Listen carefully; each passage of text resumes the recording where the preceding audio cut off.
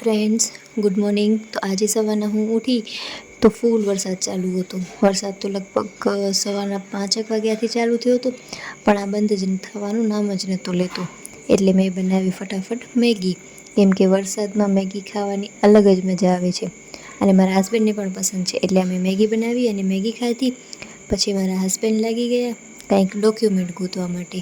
આ રોજ સવારનું એમનું આ કામ છે, અલગ અલગ ડોક્યુમેન્ટ ગોતવાના. એ રાખશે ક્યાંક અને ગોતશે ક્યાંક.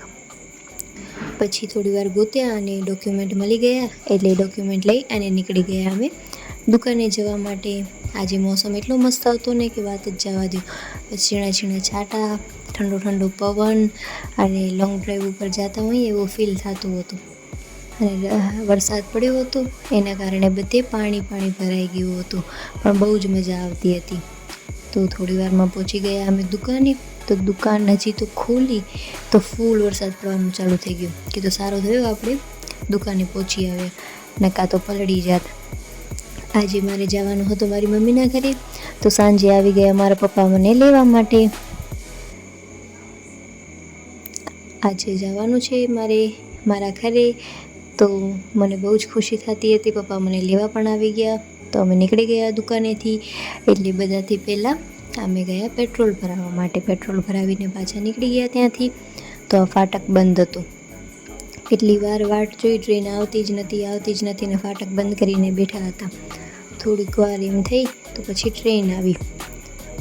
તો મને એમ કે આ ટ્રેન હમણાં પૂરી થાય, પણ આ પૂરી થવાનું નામ નથી લેતી. બહુ જ મોટી ટ્રેન હતી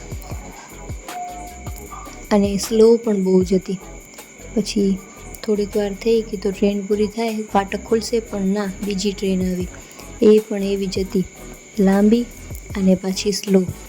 પછી ફાટક ખુલ્યો તો અમે હજી એમ કીધું હાલો હવે નીકળીએ, તો અમારું બાઇક બંધ થઈ ગયું. પછી બાઇક ચાલુ કરી અને નીકળી ગયા અમે પાછા ત્યાંથી. એટલો મસ્ત મોસમ હતો ને કે વાત જ જવા દો. આ બધો નજારો જોઈ અને મને એટલી શાંતિ મળી મને કે વાત જ ના પૂછો. અને હું આ મોસમને એન્જોય કરતી ઘરે જવા માટે અમે નીકળતા હતા. અમુકના ખેતરોમાં પાણી ભરાઈ ગયું હતું. બધું જોતા હતા કે એના ખેતરમાં કેટલો પાક છે, શું આવ્યું છે. પપ્પા મને સમજાવતા હતા કે ક્યાં શું આવેલું છે. પછી રસ્તામાં અમને આ ઘેટા બકરા જોવા મળ્યા. એ લોકો ટ્રાફિક જામ કરીને પાછા ઊભા હતા, એટલે અમને થોડીક વાર લાગી ગઈ. થોડીક વાર થઈ, એ લોકોનું ટ્રાફિક ખુલવાનું નામ જ નહોતું લેતું, હટતા જ નહોતા. પછી ધીમે ધીમે હટતા હતા, અમે ધીમે જતા હતા. પછી બધા ઘેટા બકરા હાલ્યા ગયા ને હું આ બધા નજારા જોતી હતી. તમે કયા ગામમાં રહ્યો છો એ મને કમેન્ટ કરજો, ને તમે મારા ગામનું નામ તમને ખબર હોય તો એ પણ કમેન્ટ કરજો. પછી બસ અમે પહોંચી આવ્યા અમારા ગામમાં અને હું પહોંચી આવી મારા ઘરે. તમને મારો વિડીયો ગમ્યો હોય તો લાઈક, શેર ને સબસ્ક્રાઈબ કરજો. તો હું મારા ઘરને બહારેથી જોઈને બહુ જ ખુશી મળતી હતી. ફટાફટ હું તો અંદર હાલી ગઈ.